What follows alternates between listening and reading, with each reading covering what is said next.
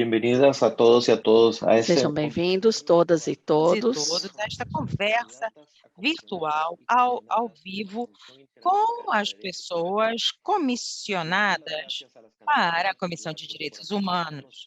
Eu agradeço a todos por estarem comigo aqui hoje, conosco. Nós agradecemos muito a sua boa disposição para participar deste evento e também agradecemos a todos os que estão nos acompanhando nas diferentes plataformas, nas diferentes partes das Américas. Para quem quiser, vocês podem ativar a interpretação simultânea espanhol, inglês ou português. Na parte inferior da sua tela, há um ícone para colocar o idioma que necessitem. Eu lembro que nós estamos transmitindo também pelo Facebook da rede latino-americana Red Lat. Este evento está autorizado por CERRI, a Red Lab e o Programa de Estado de Direito da Fundação Konrad Adenauer Stiftung e a iniciativa de Robert F. Kennedy Human Rights. Todas as organizações compartilham há anos o propósito firme una manera fundamental en la que creemos que podemos llevar a cabo e uma maneira fundamental que acreditamos que possamos levar a cabo os valores que nós promovemos. Transparência, equidade, inclusão. Aos processos de posições de liderazgo, de liderança, é preciso saber que são os comissionários e comissionárias, juízas e juízes. E, além disso, nós acreditamos e uma consequência que estimula precedentes perigosos em outros sistemas. O fortalecimento de um deles, de seus processos e os seus padrões podem inspirar mudanças positivas em outros lugares. E é por isso os princípios pelos quais se rege o nosso sistema vão ter que fazer isso para todo mundo. Nós estamos em um momento clave, essencial para o sistema, para a eleição dos comissários, e que, em um momento atual, com múltiplos desafios na região, a necessidade desse diálogo, de dialogar com quem lidera,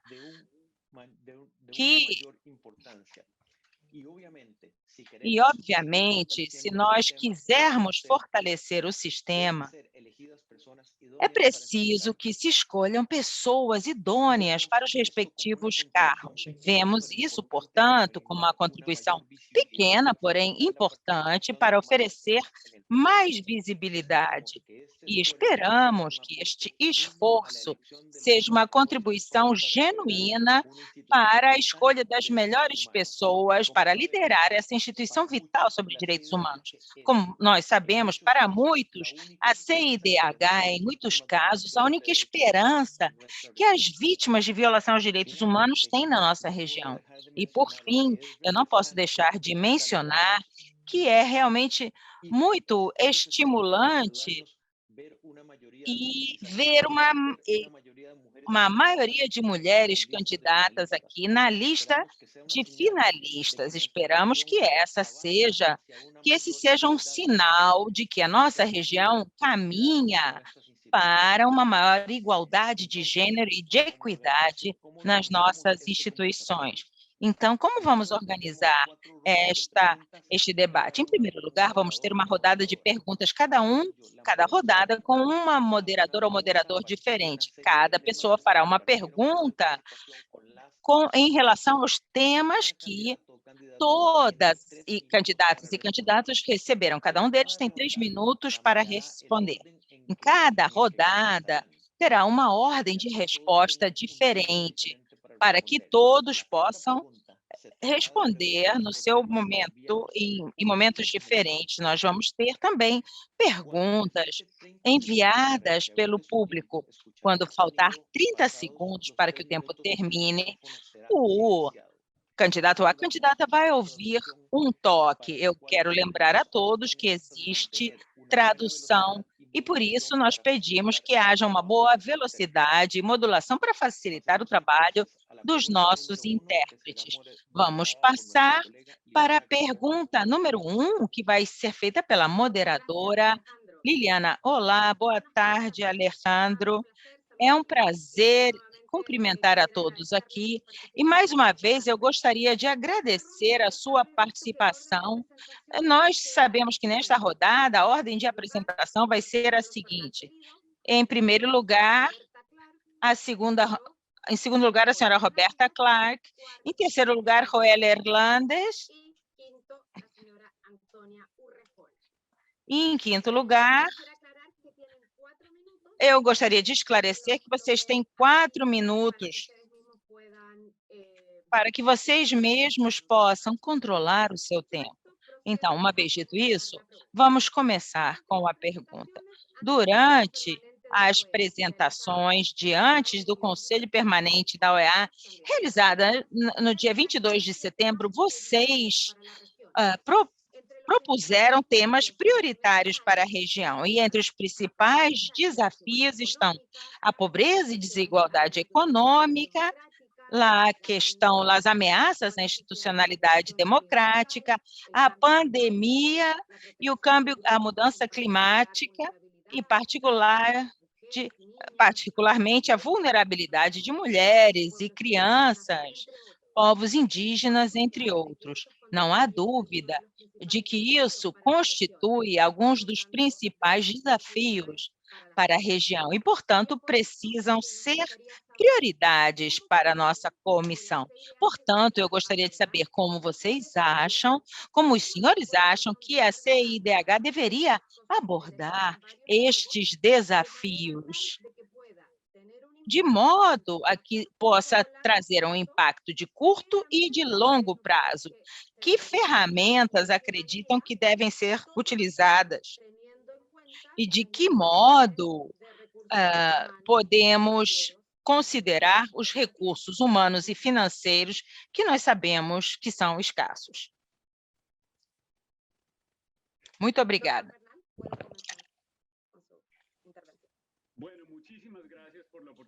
Olá, muito obrigado pela oportunidade de estar aqui com este diálogo tão bom que vocês construíram e para que nós possamos participar, principalmente pela seriedade das perguntas.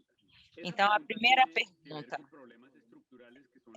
pergunta tem a ver com os problemas estruturais que foram mencionados: pobreza, desigualdade, mudança climática e outros. Esses problemas estruturais representam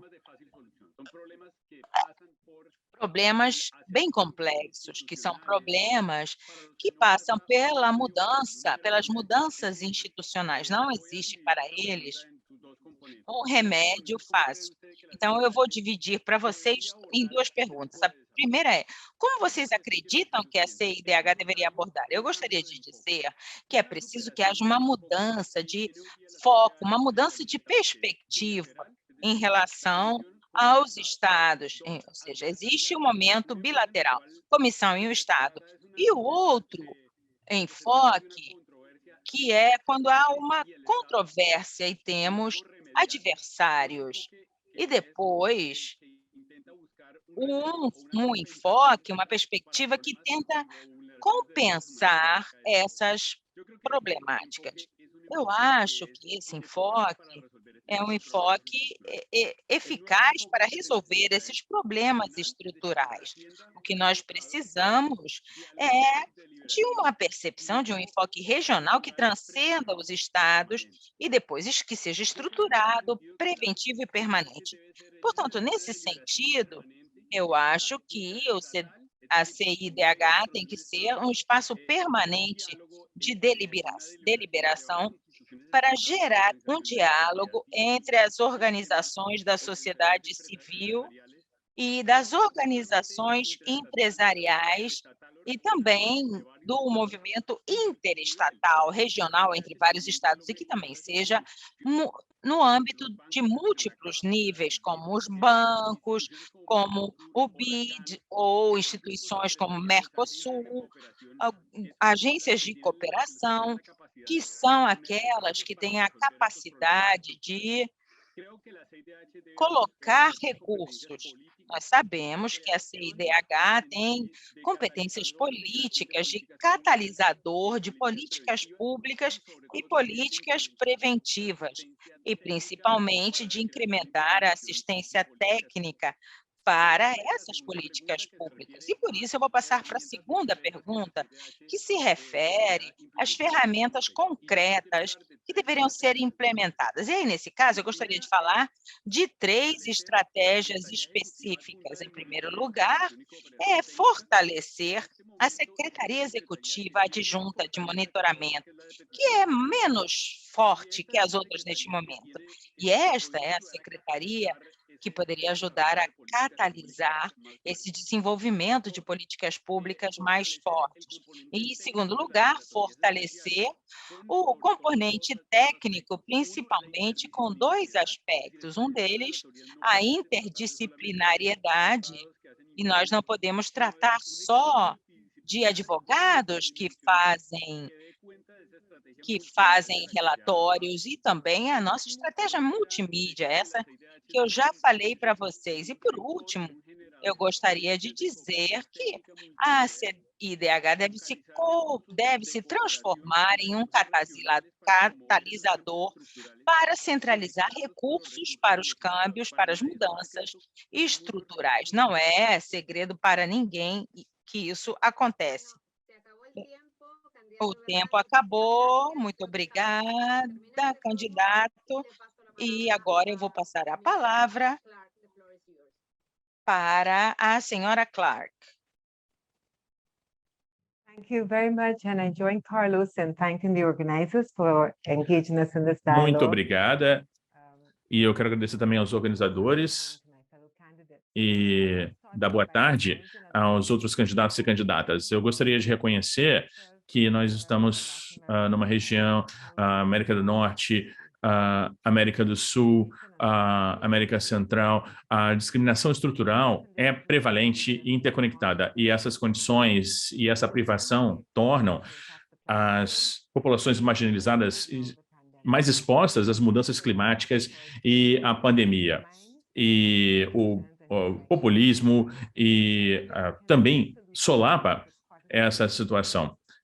Nós precisamos desenvolver a participação das pessoas mais afetadas por essas condições e na análise das causas e também na formulação das respostas. E eu também devo dizer que a comissão deve continuar a garantir canais de interação com uma diversidade de defensores e atores da sociedade. Através desses canais, a comissão pode lidar com diversas violações, vamos falar sobre isso, e pode ativar o diálogo com Estados-membros bilateralmente e através do sistema da instituição, estabelecendo, então, essas linhas de diálogo mais eficientes. O funcionamento da comissão depende de algumas considerações. Eu diria que nessa questão não estamos falando apenas sobre as reclamações individuais, mas a questão aqui se concentra mais em como a comissão vai abordar as condições estruturais que são a base da negação dos direitos humanos. E abordar essas violações é importante em nível nacional. Envolvimento de todos, alocação de recursos e daí por diante. Enquanto as medidas são tomadas no nível nacional, a comissão tem as ferramentas críticas, e eu preciso reconhecer que a comissão tem feito isso muito bem por algum tempo, mas algumas fundamentais em relação às ferramentas e o kit de ferramentas, a investigação e documentação são ferramentas fundamentais, eu diria, que têm que ser utilizadas de forma indiscriminada para enfrentar os desafios e fazer recomendações. A biblioteca de relatórios da comissão é impressionante. Os relatórios são usados em advocacy e também para serviços técnicos de consultoria no nível dos Estados-membros. E eu diria que esses relatórios têm que ser disponibilizados mais amplamente. E, dada a desigualdade digital na região, a comissão deve achar formas de levar esses relatórios às comunidades marginalizadas e pensar sobre como fazer isso. E precisa articular uma abordagem à justiça e melhoria da qualidade de vida desses grupos marginalizados. No contexto da Covid, a comissão deve dialogar com instituições financeiras-chave e também lidar com os gastos sociais. A comissão tem um grande papel catalisador em reunir as instituições e a consultoria técnica também. A comissão deve se envolver com atores do Estado para capacitar os atores envolvidos nessas políticas humanas. E também temos oportunidades de estarmos mais conscientes de como garantir acesso das comunidades mais afetadas à comissão. E, por fim, muito disso depende de recursos e a comissão, com o secretariado, tem que ser uma defensora pelos recursos adequados. Muito obrigada.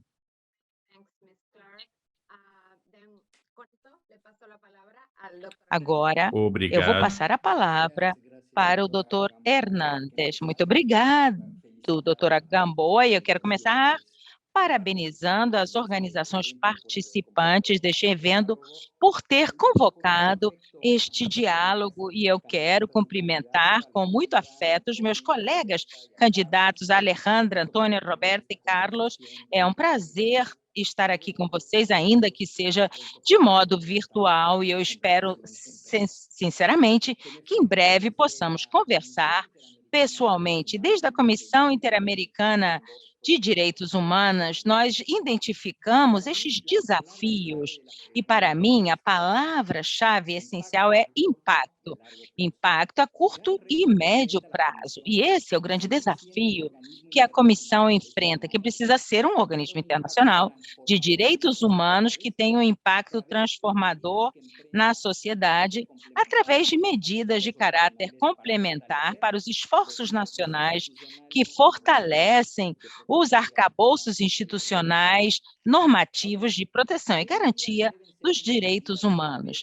E, portanto, que medidas precisam ser implementadas e de que modo? Essas são as perguntas que a CIDH se faz e que precisa continuar se perguntando para enfrentar desafios novos. E acredito que a comissão precisa continuar enfrentando os desafios de dois modos.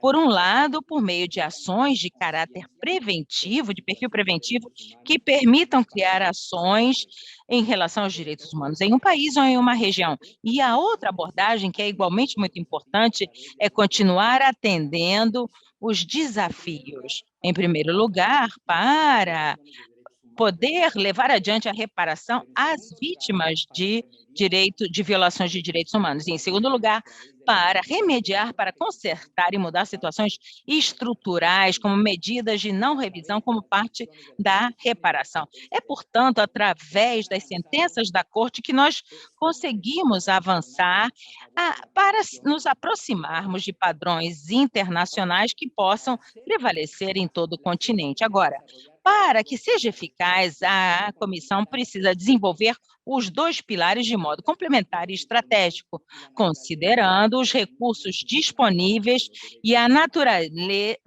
e organismo internacional de direitos humanos.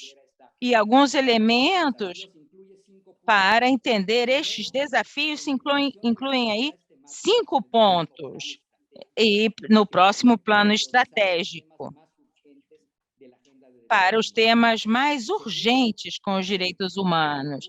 Em segundo lugar, a seleção adequada da ferramenta idônea para atender a determinada situação. A CIDH precisa valorizar quando propõe uma visita de trabalho feita por um relator ou relatora, quando recorre, ou quando é melhor recorrer a outros mecanismos. Em terceiro lugar, é preciso identificar aliados estratégicos que compartilhem as nossas mesmas preocupações em termos de direitos humanos e as instituições de direitos humanos e organismos das Nações Unidas. E, em quarto lugar, documentar os fatos do melhor modo possível. E é muito importante entabular um diálogo em comum com todos os atores envolvidos, que faça com que a comissão seja uma ponte para as soluções. Muito obrigada. Muito obrigada, doutor Hernandes. Agora, doutor Ness. Eu gostaria também de começar agradecendo as instituições, os candidatos e todas as pessoas nas Américas que estão conosco hoje como parte desse importante processo. Como comissária, eu me certificaria de que a comissão usaria o seu poder de decisão para defender as instituições democráticas, bem como os mais vulneráveis em termos de direitos humanos. A pergunta feita de como é que se faria para que isso desse certo, como é que a comissão poderia ter o maior impacto possível à luz das suas restrições e das suas ferramentas. A minha resposta é que o caminho para dar certo se baseia em dois componentes. Primeiro, ela deve fazer um esforço concentrado para evoluir em áreas importantes. A Comissão Interamericana, como nenhum outro órgão, tem o seu trabalho de promoção, as suas petições, e dentro de cada uma dessas categorias ela tem vários mecanismos e modos de ação. Isso significa que pode interagir com diversos conjuntos de interlocutores em âmbito nacional e regional, e também tratar os direitos humanos de muitas formas diferentes. E, por causa disso, a comissão tem um potencial enorme de ter impacto, mas também há o risco de que ela fique dispersa demais e que não seja eficaz em nenhum âmbito específico. O sistema interamericano vai funcionar melhor, como no caso dos direitos indígenas aos seus territórios. A comissão funciona mais quando prioriza um determinado problema de direitos humanos e um trabalho especializado. Então, o trabalho de uma unidade pode aumentar a conscientização de um determinado ponto e contribuir para os direitos humanos em determinadas áreas. Portanto, como comissária, tenho essa visão diferente de várias de unidades que não competem por recursos, mas que trabalham e promovem os direitos humanos pelas pessoas mais vulneráveis nas Américas e nas instituições democráticas. Em segundo lugar, o sistema interamericano funciona melhor quando trabalha em parceria com a sociedade civil e outros interessados, e quando complementa os movimentos sociais no campo. A defesa dos direitos sociais faz parte de um ecossistema de várias instituições e atores, dos quais a comissão é uma parte muito importante, mas apenas uma parte. Portanto, o segundo componente de um impacto é trabalhar com outros interessados que possam ampliar as resoluções da comissão e poderia fazer as intervenções tal como emerjam e poderão ultrapassar os obstáculos locais. Então, isso significa que a comissão deve ouvir aos movimentos sociais e deve pensar de forma estratégica sobre como complementar e não competir com outros interessados no sistema. Em outras palavras, a comissão deve ser um líder, mas também deve ser um seguidor, estabelecendo uma parceria com os movimentos sociais, a sociedade civil e outros atores no campo na defesa dos direitos humanos.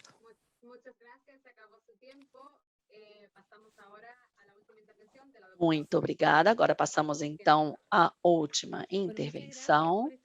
Muito obrigada por essa iniciativa e eu saúdo aqui os meus copanelistas também. A primeira coisa que eu acho indispensável é o plano estratégico 2017 e 2021, que ele seja avaliado para depois poder construir um debate na hora de construir o próximo plano estratégico que permita contar como marco conceitual com teorias específicas que, claro, vão coincidir com os objetivos da pergunta.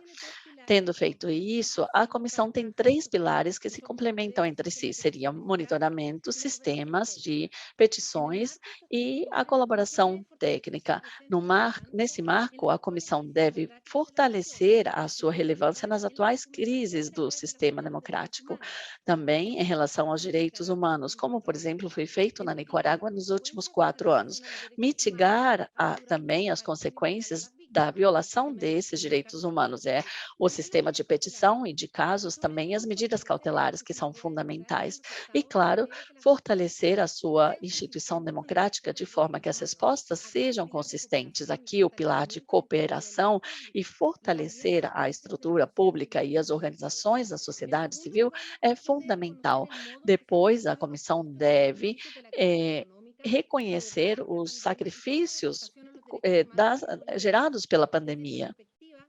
A partir dessa perspectiva, o debate nas políticas fiscais, a sua relevância e a garantia dos direitos humanos ganham mais importância. Esse é um assunto concreto que nós temos que trabalhar em conjunto e permitir desenvolver os desafios já mencionados. Em terceiro lugar, a pandemia também apresenta novos desafios. As transições na nossa metodologia, método de trabalho permanente, nós deveríamos pensar, por exemplo, repensar nos mecanismos virtuais, por exemplo, se essas visitas virtuais são efetivas nestes tempos também.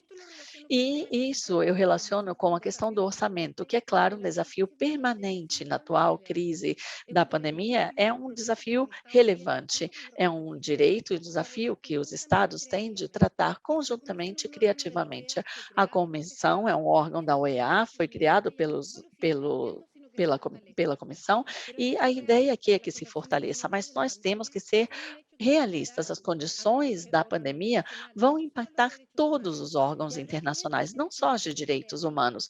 Então, nós temos que pensar em fontes criativas de recursos agora, algo que se reflete também no financiamento e como um aprendizado da pandemia também, avaliar os métodos de trabalhos que podem ser mais efetivos, sem deixar de lado o nosso mandado e ajudar as vítimas. Devemos considerar como desafio central o avanço do autoritarismo e o seu impacto nas medidas de direito diante de um Estado autoritário, ante aqueles estados que não estão dialogando com a comissão. Eu acredito firmemente na necessidade de criação de espaços de diálogo numa ampla gama de assuntos. É muito importante a assistência técnica, a construção de relações mais sólidas e permanentes, a comissão com todas as autoridades nacionais dos diferentes poderes do Estado. E isso é fundamental, com os governos, com os poderes legislativos e federais. E, claro, fortalecer a legislação e cooperação com os vários órgãos de direitos humanos. Nos tempos interamericanos, os próximos tempos exigem uma comissão comprometida com os direitos humanos, que saiba se adaptar diante dos diferentes desafios numa região que está mudando a cada minuto. Muito obrigada. Muito obrigada. Eu agradeço a todos e todas aqui que destacaram vários pontos de perspectivas bem interessantes. E então, agora nós passamos à pergunta de número 2, que será moderada pela nossa colega Leonor Arteaga. Obrigada, Liliana. Eu reitero aqui a minha saudação aqui a todos e todas as candidatas e também as pessoas que estão nos seguindo através das várias plataformas. Muito obrigada por nos acompanhar. A ordem da apresentação para essa segunda rodada seria, primeiro, a senhora Antônia Rajola, depois Alejandra Muneus, depois Joel Hernández, depois a senhora Roberta Clark e, finalmente, o senhor Carlos Bernard Pulido. A mesma dinâmica, 4 minutos para cada um. para suas ponderações e para a resposta que agora eu vou formular. Nos últimos anos, a região viu como governos eleitos democraticamente e com um forte apoio popular, como elas foram assumindo pouco a pouco tendências autoritárias, que em alguns casos derivaram, em alguns anos, em situações ainda mais graves e que colocaram em xeque-mate a região. Nesse mosaico institucional das diferentes instituições dos direitos humanos, a Comissão Interamericana é normalmente a primeira em tomar conhecimento desses sinais a partir do momento em que eles acontecem. Funciona, então, na prática, a CIDH como um alerta prévio, um alerta num primeiro momento. Então, aqui falamos desde aquelas instituições de independência judicial, a liberdade de expressão, o direito de protesto, criminalização de defensores e defensoras dos direitos humanos, jornalistas, representantes de várias posições políticas, etc. E nesse cenário, então, tão complexo e mutante, como pode a Comissão Interamericana melhorar ou tornar mais eficiente o seu papel, exatamente como foi mostrado, de ser um alerta prévio? E que mecanismos deveria adaptar a CIDH para advertir de melhor forma ou com melhor impacto e antecipação sobre estes mesmos riscos e ameaças? Então, adiante, Antônia, então, para começar. Bom, muito obrigada. Eu cheguei a uma CIDH que soube estar em tempo real a crise para viabilizar e mostrar realmente a questão dos direitos humanos. Foi uma CDIH muito ativa, por exemplo, na Nicarágua, no Equador, as graves crises também pós-eleitorais da Bolívia, a violação dos direitos eleitorais também na Colômbia, e presente também sobre a Covid-19, também em vários âmbitos, que deu respostas à emergência. E eu acredito que tudo isso foi graças ao olhar estratégico da comissão. A comissão deve refinar esse trabalho de alerta prévio, considerando que é uma região em crise que se caracteriza pela sua constância e pela sua longa duração. Isso que nós devemos discutir no nosso plano. O próximo desafio será exatamente reforçar a institucionalidade, os diferentes mecanismos para atender essa crise e nessa realidade tão mutante e compulsiva. Devemos, então, continuar com essas instituições de direitos humanos, replicando mecanismos ad hoc quando corresponder, quando vermos, por exemplo, situações de sequestro e homicídio, no caso do Equador, como nós vimos, a criação do que aconteceu do nosso grupo também de criação na Nicarágua e na Bolívia também. E diante da crise sanitária, os novos desafios de direitos humanos, as restrições também de viajar aos outros territórios, a falta de confiança aos direitos internos também, a comissão tem que continuar com seu mandado convencional, mas ao mesmo tempo gerando mecanismos ad hoc, conforme a circunstância ou a crise. A adaptabilidade e a flexibilidade para cada elemento é fundamental. É claro que o mandado que corresponder à instituição. Nós também devemos insistir na relevância necessária para as fontes que refletem esses direitos humanos e os desafios de cada país. Esses relatórios que constituem verdadeiras folhas de busca para cada estado, malhas de diálogo sobre temas específicos, de forma para involucrar, para envolver os diálogos e os atores de cada diálogo, a capacitação direta, a assessoria em várias matérias. Eu acredito que devemos continuar impulsando o funcionamento dessas salas diretas que permitem um monitoramento mais próximo e uma aproximação diante de situações específicas de crise ou contextos determinados, como o da Covid, por exemplo. Assim, fazemos um monitoramento mais próximo da situação, coordenamos melhor e, além disso, fortalecemos a capacidade institucional da instituição, reforçando um olhar integral entre as instituições. Devemos fortalecer ainda mais os constantes esforços por manter essa fluência entre as instituições, que tem essa relação com as várias organizações de base, inclusive, que foi muito forte durante a pandemia.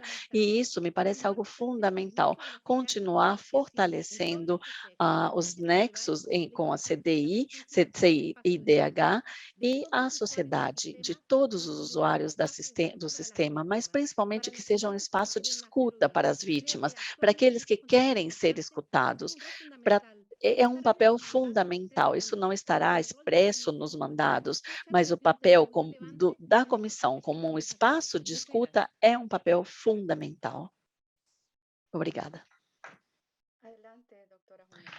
Muito bem. Próxima, doutora Rolheus. O sistema tem uma grande experiência na defesa dos direitos humanos. O que é novo hoje é a questão das democracias que são atacadas gradativamente. Como um autor diz, o ataque vem sendo feito através de leis e não de balas. Então, nesse contexto, nesse novo contexto, como é que a comissão pode se tornar mais eficaz e responder melhor a essas crises? Eu proponho 3 perspectivas e abordagens. Primeiro, a experiência da comissão nos diz que o poder fica na interação entre a mobilização política e os atores sociais, que são a melhor forma de defender contra os ataques da democracia, ampliar as vozes daqueles que defendem a democracia no campo. Eu acho que aqui a comissão está fazendo muita coisa certa, respondendo à sociedade civil, criando a proteção dos juízes na região, criou também uma relatoria sobre direitos humanos e também para os jornalistas e liberdade de expressão, e vem também defendendo a democracia, e pode continuar a aprofundar esse relacionamento com esses atores, expandindo também para partidos políticos e também continuar se concentrando em crises democráticas.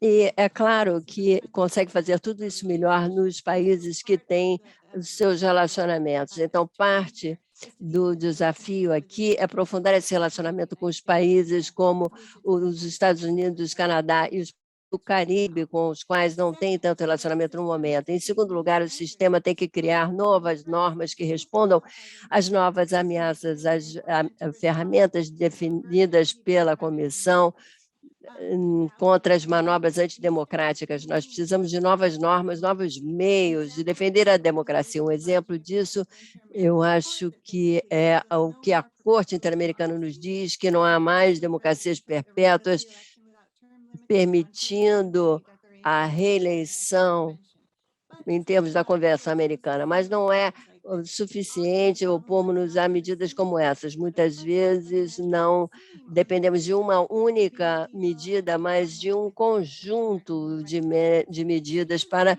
estar de acordo com os instrumentos da comissão. E aqui ela tem que se basear na sua experiência, na complexidade, quando há uma democracia constitucional em perigo, e deve fazer audiências e desenvolver uma lente mais acurada para detectar problemas. E terceiro lugar, eu não consigo ver o meu cronômetro, é importante levar em conta que o sistema de alerta precoce é como se fosse um curativo que aponta as falhas dos países de responder à exclusão social e às desigualdades. Então, é um alerta precoce, mas isso é especialmente importante dentro da pandemia, porque evitará que outras democracias tenham problemas. Eu não consigo ver o meu cronômetro. Muito obrigado. Muito obrigada. Doutor Próxima, Hernandes. doutor Hernán. Muito obrigado. Eu vou começar destacando o fato de que, realmente, para a comissão, uma das maiores preocupações que existem nesse momento é a deterioração da institucionalidade democrática. Nós vimos com muita preocupação o fechamento dos espaços democráticos, e isso é motivo de grande preocupação, porque torna complexo a promoção dos direitos humanos. E eu acho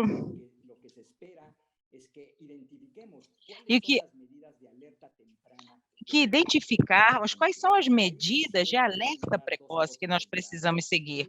E aí, em primeiro lugar, o fato de que a CIDH tenha que fazer melhor o que ela já fazia bem.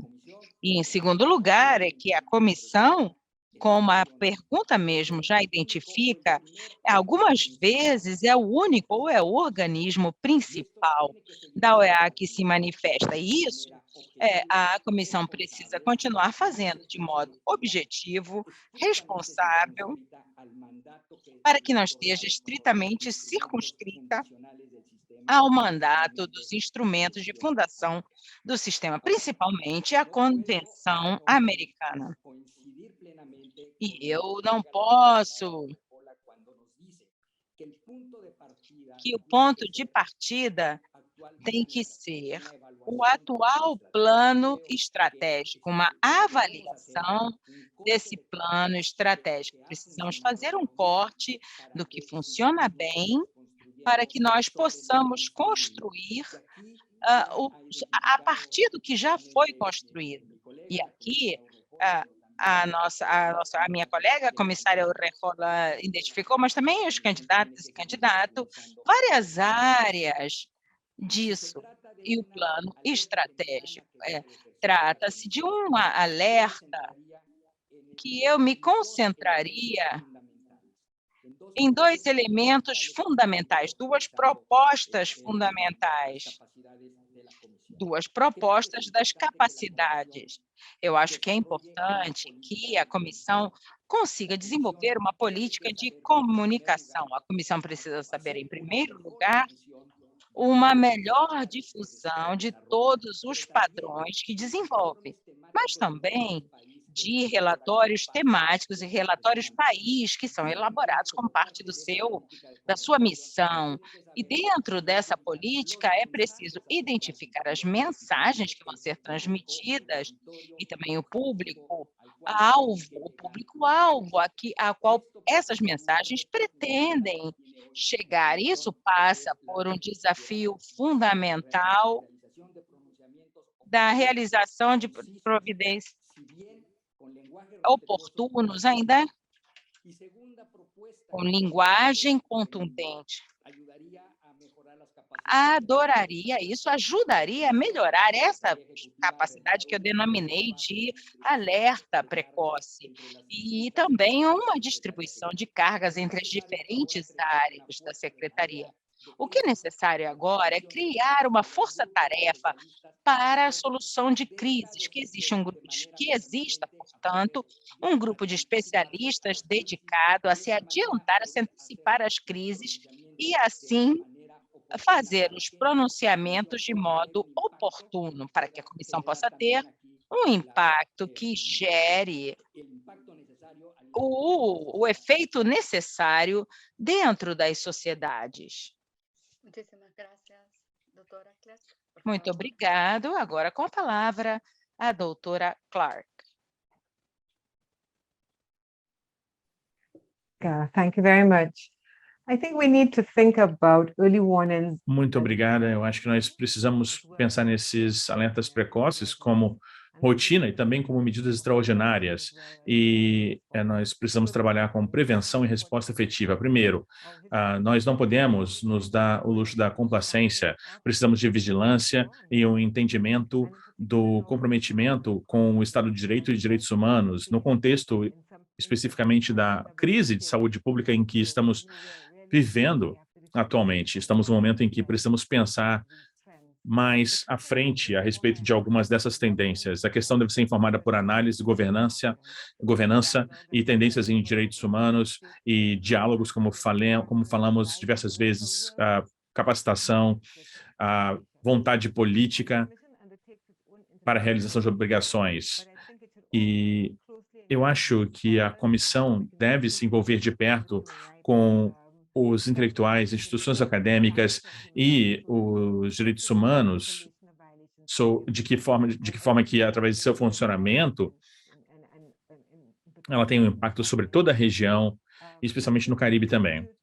A comissão deve continuamente promover a universalização e estabelecer as instituições independentes de direitos humanos, e o que é importante também, garantir acesso irrestrito à comissão, especialmente agora no contexto da Covid, em que temos restrição de mobilidade. Como é que nós podemos ter mobilidade e garantir que tenhamos a melhor inteligência possível nesse sentido? E o melhor mandato é termos esses alertas precoces de forma rotineira e também como medida de precaução, mas também em coordenação com unidades de resposta, como um dos candidatos falou. Acho que isso é muito importante e deve ser continuado para que nós tenhamos um entendimento melhor das situações de emergência na região. Como os direitos humanos são tratados depende das ações, é um alerta das violações e a comissão deve estar ciente disso. Precisamos desenvolver indicadores de alertas precoces, como foi mencionado, os indicadores que indicam, por exemplo, sequestro, desaparecimento e etc. Mas também precisamos de indicadores a respeito de discriminação e para os direitos socioeconômicos, pois a deterioração desses direitos pode levar à pobreza e violência e abrem as portas para o populismo e forças autoritárias. Precisamos levar em consideração as graves desigualdades, a falta de espaço democrático e para a participação ativa da sociedade civil, a mídia, e eu diria que isso é crítico para entender o que está acontecendo em nossa região. Então, a prevenção exige o alerta precoce e a resposta eficaz, mas também devemos reconhecer que, em muitos casos, a prevenção falha não por falta de notificação precoce, mas por falta de resposta adequada, e isso principalmente no contexto do multilateralismo em que a comissão se envolveu, e garantir que seja um gatilho para as respostas a esses alertas gerados pela comissão. Muito obrigada. Muito obrigada, doutora. Agora, com a palavra, o doutor Bernal. Eu tinha preparado uns slides, mas eu vou sair do meu roteiro, porque eu gostaria mesmo de dialogar um pouco com as respostas que eu ouvi aqui. Eu gostaria de dizer que eu não estou de acordo com o enfoque dos dois comissários atuais. Em primeiro lugar, pela questão dessa posição adversária entre a comissão e os estados. Precisamos entender que os estados e as autoridades dos estados são as mãos do sistema, e a comissão precisa deliberar constantemente e armar com capacidade técnica a esses estados para que haja uma resposta eficaz aos problemas, que podem ser crises momentâneas ou podem ser os problemas mais permanentes, como a professora Runeus levantou. E, em segundo lugar, eu também não estou de acordo com o comissário Hernandes na questão da ênfase na estratégia de comunicação, como eu já mencionei na minha intervenção.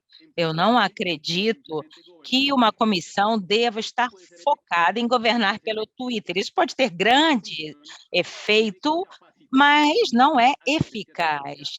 Então, nós precisamos fazer capacitação e oferecer assistência técnica aos estados para poder resolver a tempo, no momento oportuno, todos os problemas. Nesse sentido, eu gostaria de propor que talvez a estratégia mais importante, na verdade, eu destacaria 2 estratégias. E a primeira é a criação de algo, uma vez que tivermos estruturado os problemas permanentes, a criação de mecanismos permanente de violações, nos quais não apenas participe a sociedade civil e as vítimas, mas também organizações dos próprios Estados-membros, aquelas instituições que tenham a ver com os direitos humanos, como pode ser a Defensoria Pública, a Defensoria dos Estados. E a comissão pode trabalhar por esse caminho. São realmente as violações de direitos fundamentais e humanos quando chegarem à comissão, para que a comissão possa se articular com essas redes para conseguir uma resposta mais rápida e eficiente. E o segundo ponto, então, seria o fato de que estas redes, elas também precisam se disseminar sobre os territórios. Estamos falando de contextos na América Latina em que não é suficiente enviar uma comunicação por Twitter, um comunicado por Twitter para que o chanceler, o ministro da Justiça, possa ler, mas é necessário que as autoridades locais estejam em contato com a comissão, e essas autoridades locais vão realizar as suas tarefas sobre o terreno.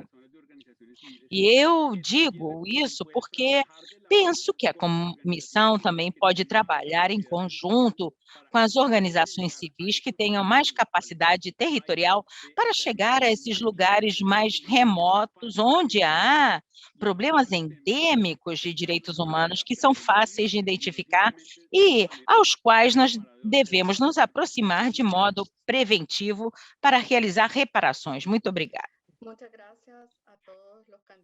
Muito obrigada a todos os candidatos e candidatas pelas suas respostas, que nos trouxeram uma variedade de alternativas e diferentes perspectivas sobre como a Comissão Interamericana pode fortalecer os seus mecanismos de alerta precoce. E agora nós vamos passar para a pergunta número 3, que vai ser o bloco moderado pelo nosso colega Francisco Quintana, especialista em direito internacional. Muito obrigado, Leonor.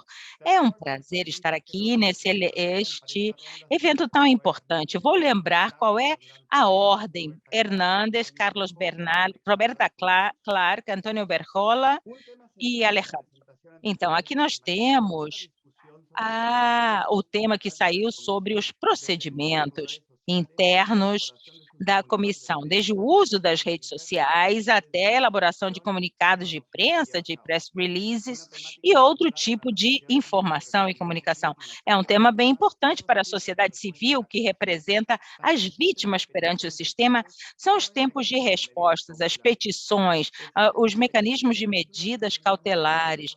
Esse sistema de petições é uma ferramenta muito valiosa para a proteção dos direitos, enquanto cristaliza o acesso para as vítimas, direito consagrado na Convenção Americana na parte de direitos humanos e em outros instrumentos interamericanos. No entanto, esta área de trabalho tem um problema crônico de atraso processual na proteção às vítimas que exercem o seu direito. As demandas atuais sobre os 2 mecanismos são muito altas, só que as necessidades das vítimas de receber respostas que sejam oportunas e eficazes é urgente. E por isso eu gostaria de fazer uma pergunta que reflete uma das preocupações mais recorrentes, tanto dos estados quanto das vítimas. Quais seriam os 3 objetivos que a comissão deveria estabelecer para lutar contra esse atraso processual? E que ações concretas a comissão poderia adotar nos últimos 4 anos para lograr esses objetivos? E agora eu vou passar a palavra para o Dr. Joel Hernandes. Muito obrigado. Eu vou começar destacando 2 elementos fundamentais. Em primeiro lugar, ressaltando a dívida histórica. Não se justifica de nenhum modo que seja preciso que passem 7 anos para que uma petição seja atendida e depois outros 5 anos para chegar ao relatório. Em segundo lugar, nós também temos que partir de alguma realidade. Graças aos acordos de Cancún, a comissão conseguiu grandes coisas. E houve uma época em que as pressões econômicas para países e organização também tiveram uma repercussão. É importante sermos realistas. Não haverá grandes recursos para a contratação de pessoal adicional. Portanto, teremos que fazer mais com os mesmos recursos. E eles precisam ser exercidos de modo responsável e transparente. Uma vez dito isso, eu definiria 3 objetivos fundamentais que precisam ser levados adiante pela comissão. Em primeiro lugar, eu diria que é preciso alcançar a meta que não foi conseguida no período de programa atual, um ciclo de 5 anos para a conclusão de uma petição. Digo que este é o primeiro objetivo que a comissão deveria assumir para o seu próximo plano de ação. Em segundo lugar, o segundo objetivo, a comissão precisa concentrar a sua mirada, o seu olhar em casos que são paradigmas, que vão conseguir uma mudança social através da solução para problemas estruturais que deterioram as condições da defesa dos direitos humanos. E o terceiro objetivo, que eu diria, é ser mais eficiente ao alcançar o cumprimento das suas decisões. As suas decisões, principalmente na parte que tem a ver com os relatórios de fundo, mas também alcançar o cumprimento das medidas cautelares. Para conseguir esses 3 objetivos, acredito que a comissão tenha que andar paralelamente por 2 caminhos: continuar avançando com as medidas já aprovadas para a redução da demora processual. Hoje em dia, o trâmite inicial acontece em tempo real, um mês depois da petição, um mês depois da entrada da petição, se decide se o processo vai ser aberto ou não. E, claro, acontece também a duplicação de relatórios de fundo e situações similares. Então, é preciso avançar por esse caminho. Por outro lado, a comissão precisa projetar mecanismos para selecionar casos que são paradigmas para nós. Então, para que possam ser feitos progressos nas soluções de problemas estruturais nos países membros. E, para isso, não é necessário que se mude nenhum regulamento, simplesmente é questão de estabelecer critérios de prioridade que devem ser públicos e que devem estar sistematizados para o conhecimento de todos os atores interessados. E, por último, a comissão precisa continuar trabalhando no seu reservatório de impacto para poder conquistar um número maior disso. Obrigado, doutor Hernandes, e agora eu passo a palavra a Juan Carlos.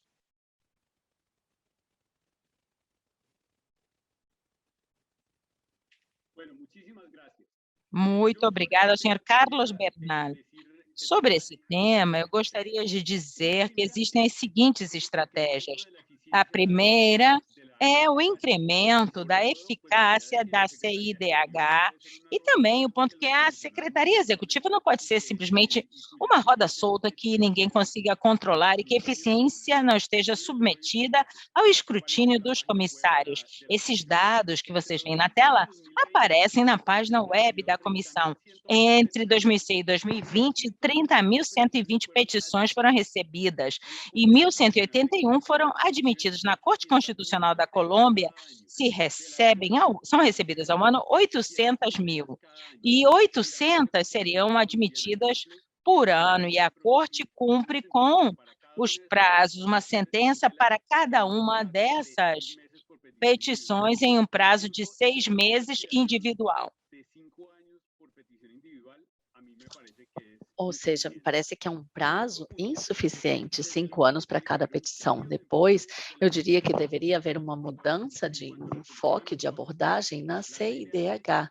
A CDIH não deve só se encarregar de contactar que as partes chegaram a uma instituição, mas que elas devem também promover esses acordos. Vejam só que entre 2006 e 2020, das 1.181 petições admitidas, apenas 125 chegaram a uma solução amistosa, a um acordo. Então, eu me pergunto se a comissão de fato fez o seu melhor esforço para fazer com que, de fato, esse acordo fosse alcançado. Depois, um terceiro caso passa pela elaboração e implantação de protocolos da seleção e priorização de casos, ou seja, considerando o direito penal internacional como uma análise de contexto e casos piloto. Agora, ao mesmo tempo, eu também acredito que as estratégias e ferramentas de inteligência artificial podem permitir a identificação de padrões de situações de direitos humanos em nível regional. Ou seja, é inconcebível que a Comissão Interamericana não conte hoje em dia com essas estratégias de análise de contexto e estratégia internacional. Então, aqui, essas estratégias vão identificar onde a comissão pode buscar as ações de política e de direitos humanos. E o inaceitável não é só a questão do tempo com medidas cautelares, mas também a implementação também, que depois dura outros 9 meses pelo Estado. E por que razão?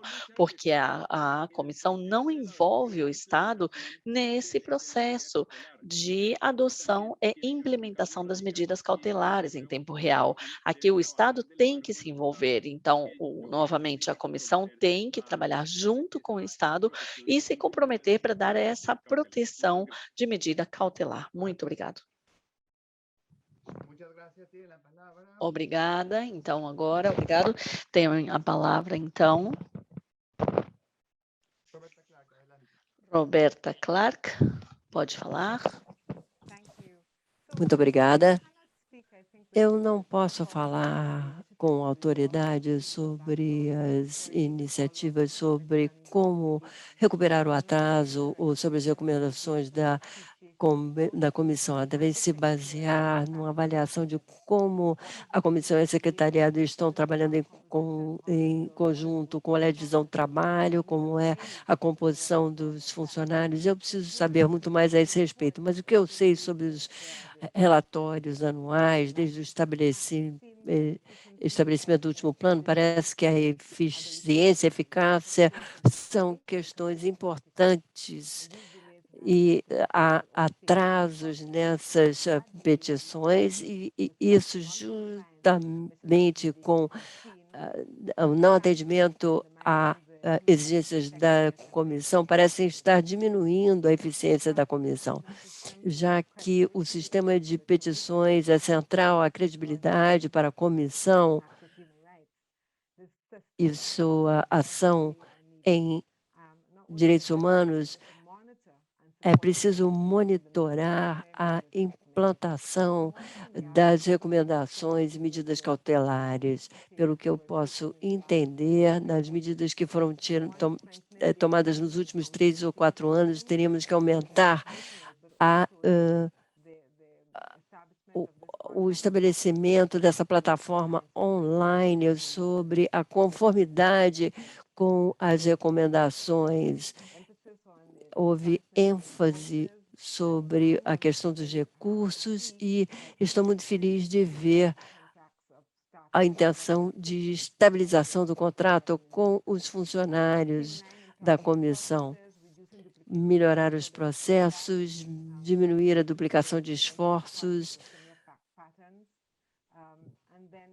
e também a adoção da resolução das medidas cautelares que darão à comissão um papel mais definitivo junto aos Estados-membros. Então, o relatório anual e suas recomendações já levou a uma certa melhora, uma posição que está sendo revista Então, temos evidências quantitativas de que há eficiências conquistadas, mas a revisão dos relatórios deve também incluir um componente qualitativo, para que os ritos sumários não estão comprometendo o acesso à comissão. E também queremos melhorar a qualidade dos relatórios que estão sendo produzidos. Por causa da presença digital, o número de petições vem aumentando muito. Há um crescimento exponencial e esse atraso de trabalho acumulado tem continuado. Eu concordo com as sugestões feitas. Eu acho que nós precisamos ter uma diversidade do staff e acho que precisamos rever e avaliar o impacto da plataforma digital da comissão, uma cultura de conformidade e responsabilização e também uma especificidade das recomendações aos Estados-membros. Precisamos nos concentrar nos Estados-membros nas nossas recomendações em termos de conformidade. Muito obrigada. Obrigada, obrigado. Então, agora passamos a Antônia Urrejola. Bom, primeiro, obrigado pela importância, por ter mencionado a importância esse aspecto histórico que foi mencionado, mas eu acho que é importante mencionar a importância a partir das medidas adotadas até agora. Como exemplo, eu menciono o atraso processual. Pela primeira vez na década, nós estamos estudando essa questão e vemos que as medidas adotadas deram resultado concreto, um resultado específico, e essas medidas não foram isentas de tensões com os estados. Nós trabalhamos em conjunto com eles e também incentivamos que eles reforçassem as suas equipes jurídicas. Acreditamos que a comissão tem que seguir pelo mesmo caminho que já tomou. Os modelos de relatórios simplificados também, o trabalho especializado por questões temáticas para buscar a opção de medidas, como, por exemplo, os aspectos fáticos e jurídicos, e o incentivo a soluções amistosas também. Em relação ao envio à corte, também, outro desafio central é a recomendação, como a Roberta Clark mencionou, nos relatórios de fundo, vemos a questão da transição, outorgando a sua via técnica e, no final das contas, relevando e fortalecendo o reforço nessa etapa. É um esforço que temos que reconhecer. Apesar desses bons resultados, continuamos com um enorme desafio, mais de 1.700 petições em trâmite, ou seja, não vamos conseguir realmente abater esse atraso. Então, claro, temos que contar com a tecnologia, um uso de sistema modelo que permita a avaliação desses relatórios, depois aumentar os recursos humanos para o trabalho também, e de terceiro, fortalecer a avaliação na comissão também, como reflexão no futuro. De fato, essa situação é insustentável para ser resolvida em curto prazo. A comissão não pode abordar quais casos vai tratar e quais não. Temos que analisar como nós utilizamos as tecnologias com a pandemia para simplificar os trâmites, modernizar os sistemas informáticos. A questão é que nenhuma ação ou medida pode ser tomada sem consultar os usuários e usuárias do sistema. Outro principal desafio da comissão é continuar garantindo a eficiência das medidas cautelares. Aqui também a comissão adotou diversas medidas para manter a situação das mesmas aqui. Contudo, a outorga cautelar continua sendo um desafio completo nessa crise de direitos humanos e de desconfiança pela institucionalidade. Aqui temos que reforçar a coordenação institucional para implementar essa medida, a necessidade dessas medidas que vão ser adotadas com enfoques diferenciais de etnia, de idade, com as medidas cautelares, por exemplo, com os povos indígenas, é um desafio que nós temos que trabalhar. Nós temos que enfrentar uma situação cada vez mais comum. Muitas vezes, quem está pedindo a medida cautelar não confia no Estado. Então, como abordar essa questão? Eu acredito que temos que trabalhar nesse fortalecimento, nessas organizações de base que muitas vezes buscam mecanismos cautelares sem mencionar ou enviar as informações necessárias, o que atrasa o processo. E apesar dos esforços da comissão para cumprir esses processos, continua o desafio. A comissão conta com várias ferramentas para fazer esse acompanhamento, mas eu acho que o nosso esforço maior tem que ser dentro do marco territorial. Obrigado.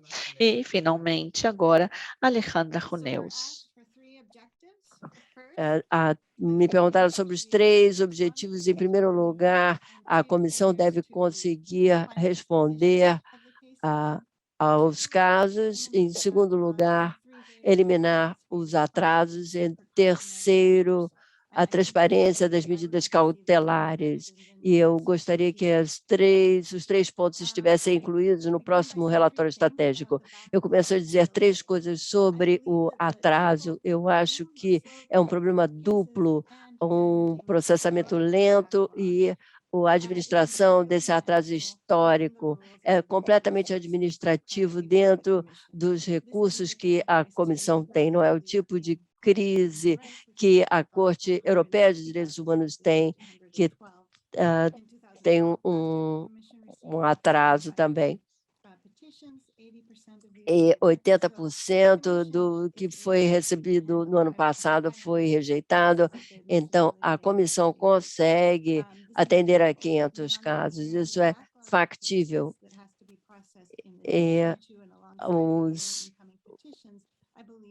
Eu acho que, apesar do atraso, isso é uma questão que pode ser superada. E há várias propostas sobre a mesa, nós ouvimos muitas delas. Ao meu ver, a questão dos relatórios e dos interessados nos últimos meses, as medidas que foram tomadas foram o que deram certo de 2017 a 2021, foram de melhoria dos procedimentos, eliminando a redundância de processos, mas também há várias propostas em termos de priorização dos casos e um novo sistema de gerenciamento de casos, desenvolvimento de gabaritos, por exemplo. Cada uma dessas medidas, eu acho que a política a ser instituída deve combinar várias delas, e sem mudar as regras. A terceira consideração é que o motivo por detrás do atraso não foi falta de ideias, foi de falta de consenso e vontade política. Então, trata-se de um problema de política e vontade, mais do que de uma questão técnica. E os comissários precisam concordar sobre a grande prioridade sobre isso. Os próximos 4 anos, a comissão pode solucionar esse atraso histórico. E depois que resolverem sobre esse conjunto de propostas, tem que trabalhar com os interessados. Então, tem que haver espaços com diálogo sobre essa questão para que se chegue a um consenso com os interessados, que são aqueles que compartilham o ônus desse atraso histórico. Os estados e as vítimas têm que estar incluídos dentro dessas soluções. E aqui eu quero falar sobre a sociedade civil, por exemplo, numa publicação recente que houve uma questão de integridade do tratamento de cada caso e na consideração dos casos. A comissão tem que ser muito transparente ao explicar como ela está tomando decisões de não processar determinados casos. E durante esse processo é preciso se priorizar as vítimas e ao acesso à justiça. Sobre as medidas cautelares, temos a questão da defesa dos direitos humanos, tem que haver uma transparência muito maior sobre como isso é tratado pela comissão. Muito obrigado. Então, agora passamos para o quarto bloco, que será moderado pela nossa colega Angelita. Muito obrigado, Francisco, estimadas candidatas. Agora vamos continuar com as perguntas para o público. E eu gostaria de lhes dizer que se inscreveram 500 pessoas para essa conversa e recebemos 300 perguntas. Entre elas, nós escolhemos apenas 2 que são representativas e são temas mais recorrentes e que apareceram nessas perguntas recebidas.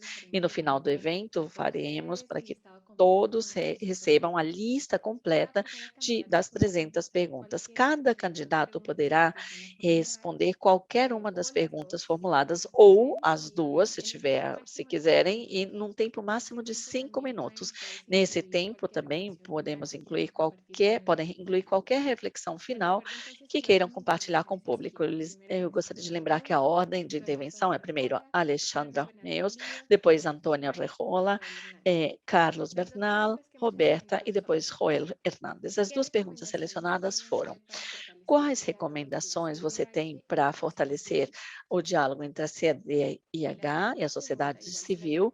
E a segunda pergunta, depois eu vou lembrar a pergunta mais uma vez: qual característica da sua personalidade e da sua trajetória faz que você pense que você é o candidato ou candidata idôneo para ocupar esse cargo? Então, começamos agora com a candidata Alexandra Runeus.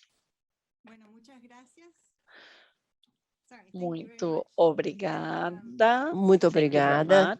Então, a primeira pergunta sobre a comissão e a sociedade civil. Eu acho que, em primeiro lugar, eu dou os parabéns à comissão sobre a sua abertura e como ela vem dialogando com a sociedade e com o sistema interamericano, que vai muito além dos seus homólogos no continente. Eu acho que a comissão precisa ter mais iniciativa para ter um conjunto de interlocutores mais amplos na sociedade. Por exemplo, eu acho que há vínculos muito fortes com os países que chegam muitas vezes ao sistema interamericano, especialmente os países que são signatários à Convenção Americana.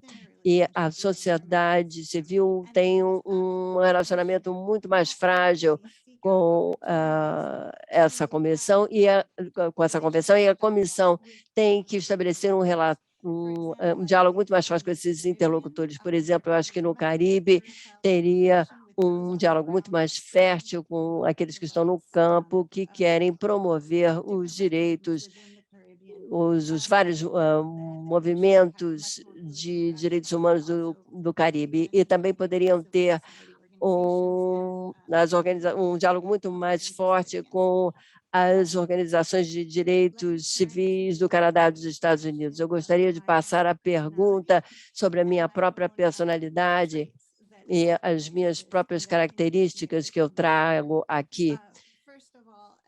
Em primeiro lugar, eu sou líder na minha própria universidade e trabalhei com pesquisa de direitos humanos no sistema interamericano, mas também trabalhei na burocracia, que é uma qualidade que eu traria para trabalhar nessa posição.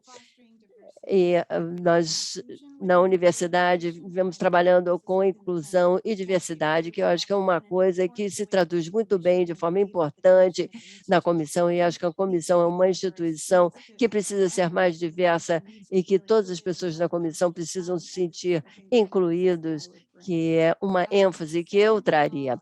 E, em segundo lugar, eu sou bilíngue, bicultural, eu viajo pela região e eu acho que eu tenho conhecimento sobre o sistema latino-americano, bem como o sistema do Commonwealth e do sistema de Common Law latino-americano, que é uma coisa que eu traria para a mesa como comissária. Por fim, eu gostaria de, nos últimos 2 minutos que me restam, dizer uma coisa, se for aceitável. Eu queria apenas dizer que, em termos das medidas cautelares, que muitos dos atores da sociedade civil com quem eu conversei estão preocupados nesse sistema de fortalecimento, de que a comissão está rejeitando mais medidas e que o processo é muito lento. O problema que eu vejo aqui é a pouca informação. Nós não temos muitas informações da comissão sobre as trajetórias dos casos por causa do atraso e não temos muitos estudos, acho que por falta de informação. Então, acho que a primeira medida em termos das medidas cautelares seria ter mais transparência e ter uma disseminação maior dos problemas que se enfrentam. E também uma visão melhor sobre as medidas.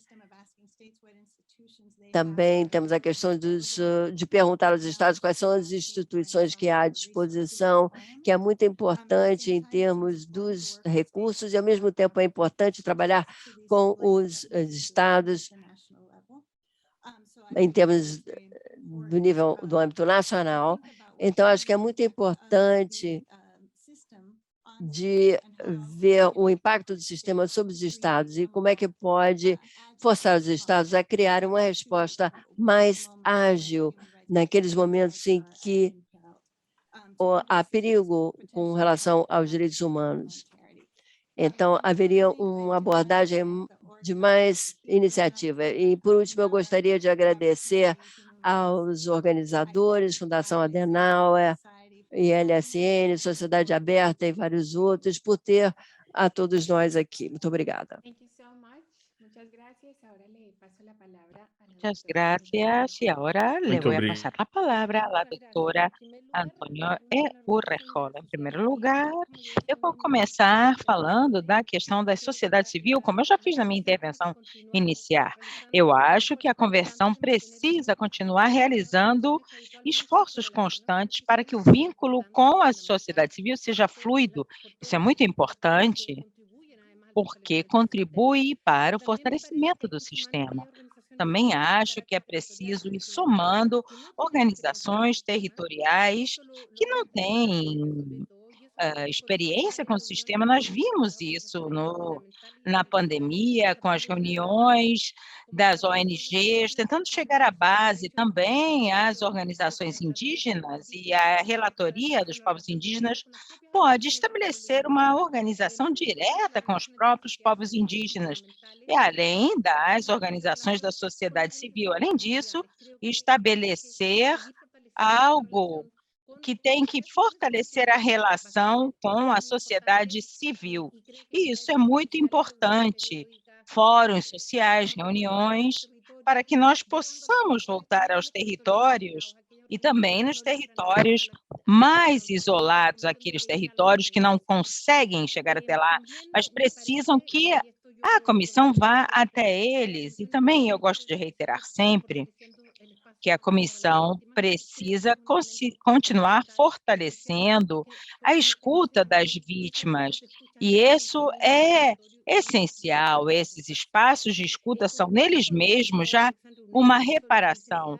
E, combinando com o que disse Runeus nas sociedades do Caribe, Estados Unidos e Canadá, eu acho que há muito trabalho a ser feito ainda. E sobre minha experiência, sobre por que eu acho que eu seria uma boa candidata, no caso, para a reeleição, é que eu tenho experiência como advogada de direitos humanos a partir do Estado, então eu conheço quais são os obstáculos e a geração de políticas públicas, os obstáculos estruturais internos, a dificuldade de combinar agendas em comum. Eu sei como é estar do outro lado, conheço a Lei Geral da OEA, eu trabalhei lá e também trabalhei no mundo acadêmico, então eu tenho uma experiência em diferentes plataformas sempre, com enfoque nos direitos humanos, mas em ambientes diferentes. E eu diria que essa é uma vantagem que eu trago para a comissão, o conhecimento técnico, além do que eu tenho uma capacidade política de diálogo, que eu acho que os tempos que estão à frente de nós requerem isso. Além disso, Eu também tenho empatia e para trabalhar com direitos humanos, isso é fundamental, você se colocar no lugar do outro, principalmente no lugar das vítimas e dentro do mandato da comissão, fortalecendo sempre o diálogo, buscando agendas em comum, consenso, sempre que possível. E a partir dessa perspectiva, insistir no que eu disse anteriormente, parece que o candidato Fernandes me ouviu, eu não insisti nessa ideia adversarial, mas eu sempre busco o diálogo e eu acredito na necessidade de gerar espaços permanentes de diálogo e que é preciso buscar onde estão as agendas comuns.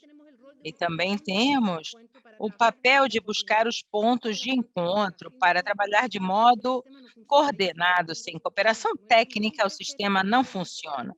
A comissão tem que ser dura quando for preciso e, ao mesmo tempo, buscar um contato permanente com os estados através da cooperação técnica e do diálogo. E aqui eu, mais uma vez, enfatizo como é importante o diálogo, não só com o executivo, mas com organismos judiciais, com o legislativo, tudo isso é fundamental, principalmente para o que temos pela frente para enfrentar agora, e tendo como eixo central as vítimas sempre. Muito obrigado. Muito obrigada, doutora Urrejorla. Eu quero fazer uma correção, porque de modo equivocado, eu disse que nós tínhamos recebido 300 perguntas, e na verdade não são tantas. Nós recebemos, na verdade, 60 perguntas. Eu espero que seja uma boa notícia, mais fácil de responder no momento adequado e oportuno. E agora sim, eu volto a lembrar que a primeira pergunta é: que recomendações vocês trariam para fortalecer o diálogo entre CIDH e sociedade civil? E a segunda é: que traço de sua personalidade, da sua trajetória, vocês acham que seria uma vantagem para ocupar este cargo? Muito obrigado por essas duas perguntas tão interessantes. Sobre a primeira pergunta, eu gostaria de dizer que a comissão precisa manter abertas todas as vias possíveis de diálogo, escuta e cooperação em todos os níveis da sociedade civil, no âmbito territorial, no âmbito nacional e no âmbito regional. Isso é muito importante quando pensamos no papel que eu proponho para a CIDH como líder regional da defesa de direitos humanos e não apenas nessa relação bilateral. Concordo com uma ideia que me parece essencial para o constitucionalismo democrático, que é a crítica pública, que na democracia constitucional o que importa é a deliberação que é feita com base no melhor argumento, e o melhor argumento se refere tanto a quais são os direitos humanos, quais precisam ser os padrões que vamos seguir e como implementar melhor esses padrões. Essa é a visão que as organizações da sociedade civil trazem para o nosso diálogo. E outro fator muito importante são as evidências, as provas. A CIDH tem que decidir baseada em provas, e as organizações da sociedade civil têm um papel fundamental quando incorporam a comissão aos procedimentos com os quais, de modo imparcial e legítimo, os comissários precisam decidir. E eu diria que aqui existem muitas possibilidades estratégicas. Algumas são estratégias sofisticadas, como o uso de tecnologias que não são tão caras. Até a estratégia de visitas presenciais, diálogos regionais e interterritorial que permitam essa intensa comunicação. Sobre o segundo ponto, eu diria que há basicamente 3 traços da minha personalidade que fariam de mim um bom comissário. Em primeiro lugar, eu sou independente. Ou seja, Não trabalhei na política com nenhum estado, nem pertenci a nenhuma organização da sociedade civil. Então, eu tenho um pensamento crítico e atuo para atender a minha própria consciência. E eu acredito que isso possa fortalecer a legitimidade de uma organização como a CIDH. Algo que me surpreendeu na rodada de perguntas com os embaixadores é que grande maioria dos embaixadores de governos de direita e esquerda coincidem na falta de legitimidade da Comissão Interamericana de Direitos Humanos. E eu acredito que o único modo de questionar essa falta de legitimidade é com comissários independentes dos estados e da sociedade civil, que possam decidir com base no direito e na melhor criação de políticas públicas, além de se basear também nas provas de cada processo. Um segundo traço da minha personalidade é a transparência. Eu acredito no que escreveu um importante pensador. Isso se aplica aos juízes, mas também deve se aplicar aos comissários, e é que a sociedade tem direito a saber qual é a ideologia dos seus juízes e dos seus comissários. E eu sempre defendo essa transparência. Minha ideologia está na minha obra, e isso pode ser avaliado, e eu sou consistente com essa ideologia. E, por último, sou uma pessoa que acredita no diálogo e na conciliação. Tenho pensamento crítico e tento buscar sempre melhores soluções, como melhorar o que já existe. E que sei que na colaboração, no diálogo, nos pontos intermediários, é onde nós conseguimos chegar a consensos, e isso é um ponto forte. Por um lado, você pode ter pensamento crítico e, por outro lado, pode ser conciliador. E esses são duas fortalezas, 2 pontos fortes. Obrigada. Muito obrigada. E agora eu vou passar a palavra para a doutora Roberta Clark.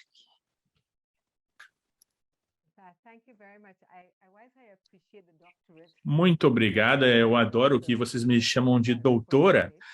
Me faz parecer mais importante. Mas, enfim, começando com a primeira pergunta em relação ao papel das ONGs, da sociedade civil.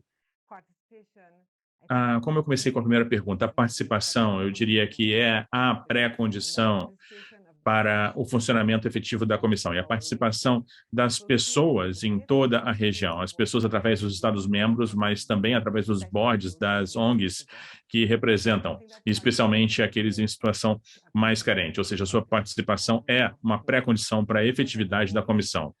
As ONGs são a voz das pessoas em situação carente e o monitoramento dos alarmes e da sociedade, da crise, e geralmente funcionam em situação de dificuldade, em situação de risco e ameaça. Então, realmente, temos que estar muito atentos ao movimento das ONGs e da sociedade civil.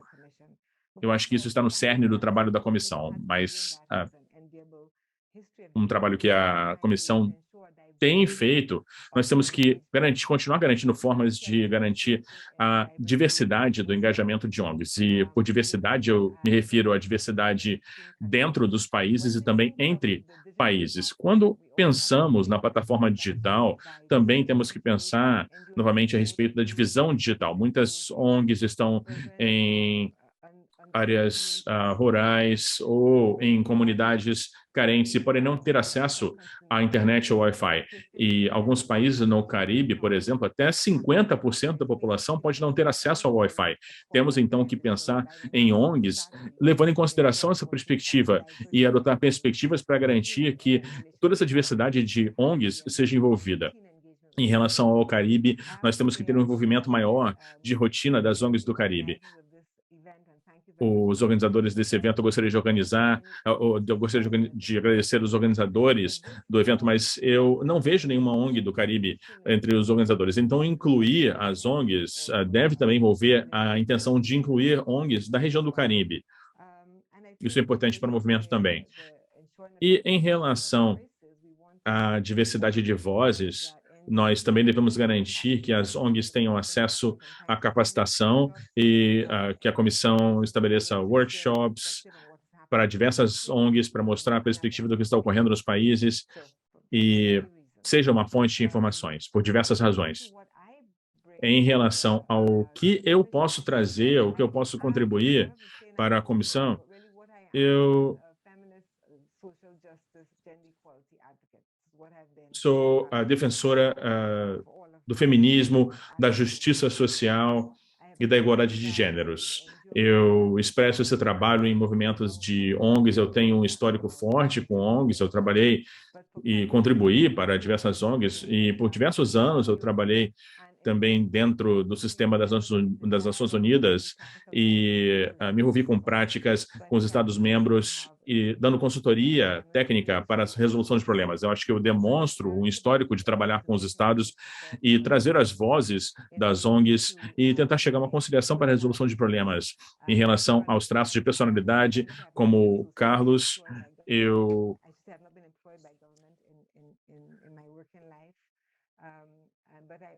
já na minha vida de trabalho, eu já trabalhei com o governo e eu diria que o meu histórico com a sociologia e o meu histórico jurídico é muito importante para todo o trabalho da comissão, pois todo o trabalho está relacionado à análise sociopolítica ou jurídica, e ter esse histórico multidisciplinar, diria que é muito positivo para a comissão. E eu sou muito curiosa também em relação ao mundo, a pessoas. Acho que todos temos que ser curiosos na comissão se nós queremos ouvir diversas vozes e ter uma imagem mais ou menos completa do que as pessoas estão dizendo em relação a violações de direitos humanos. E, por fim, eu acho que isso é muito importante. Quando você trabalha com afinco numa comissão, no secretariado, você tem que fazê-lo com espírito de otimismo e eu acho que isso pode ser transformador. É muito importante ter também uma forma não hierárquica de trabalhar entre as equipes com maior respeito pelas pessoas, pelos pontos fortes e vozes de cada um. Muito obrigada. Muito obrigada. E agora eu vou passar a palavra para o doutor Joel Hernandes. Na primeira pergunta, eu diria que, uma vez mais, é importante construir sobre a base do que já foi construído nos últimos 4 anos. Esse é o modo pelo qual a comissão interatua de modo mais próximo com a sociedade civil. E isso é preciso ser feito com a coalizão de organizações da sociedade civil. Mas também acho que esses 2 anos de trabalho virtual nos trouxeram muitas aprendizagens. E é o que precisamos fazer para trabalhar com a sociedade civil de modo mais próximo. A pandemia deixou claro como existe uma facilidade tecnológica para estabelecer diálogos com organizações do hemisfério inteiro, sem que as pessoas tenham que se deslocar até a sede ou até a comissão, ou também a sede para outros períodos de sessão. Eu acho que é importante continuar trabalhando através destes meios virtuais, mesmo depois da pandemia. Em segundo lugar, eu também acho que nós podemos observar a importância de trabalhar mais de perto com as organizações de base, as organizações que estão nos territórios e que têm preocupações muito particulares e que precisam ser atendidos de modo evidente. Uma terceira reflexão tem a ver com o maior número de audiências regionais que a comissão celebra durante o seu período de sessões, tanto na relatoria anterior do direito das pessoas privadas de liberdade, como atual nas pessoas defensoras de direitos humanos. Essas audiências regionais com a sociedade civil nos trouxeram contribuições muito valiosas. E agora eu vou passar para a segunda pergunta, mas antes de falar sobre os traços da minha personalidade, eu gostaria de dedicar uns segundos a falar dos traços que os comissários da Comissão Interamericana de Direitos Humanos precisam apresentar. Eu diria, em primeiro lugar, manter a pluralidade dos seus integrantes.